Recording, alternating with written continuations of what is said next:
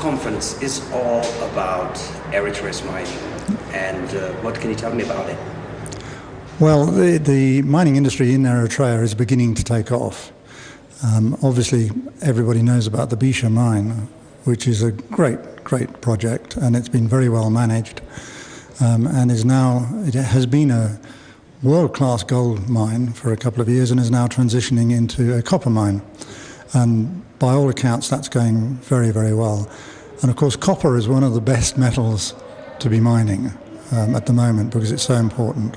We have huge mineral deposit in Eritrea. Okay, but at the moment, what is actually happening on the ground? Well, we don't really know whether we've got the deposits in the country until we discover them. Now, the discoveries that we have made so far, probably the most important actually is the potash in the Danakil. That really is a world-class deposit, and if it gets into production, it's going to be a very long life, very good project, an export project, and to be used to making fertilizers for Africa, which is, a tremendous thing to be doing. So that's probably actually the premier deposit. Bisha is a fantastic copper mine now.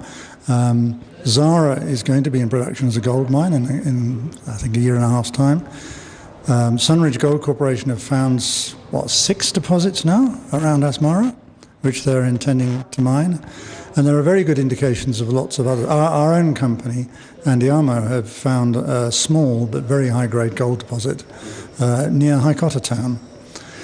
But these are the ones that have been discovered.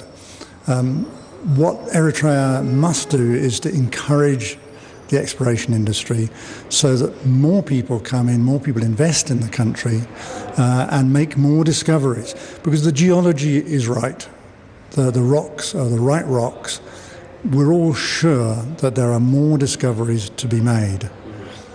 But it does mean that a lot of investment has got to come into the country to go and make these discoveries, to go and find them, and then develop them into mines. So it's a long-term business. It isn't a short-term thing at all.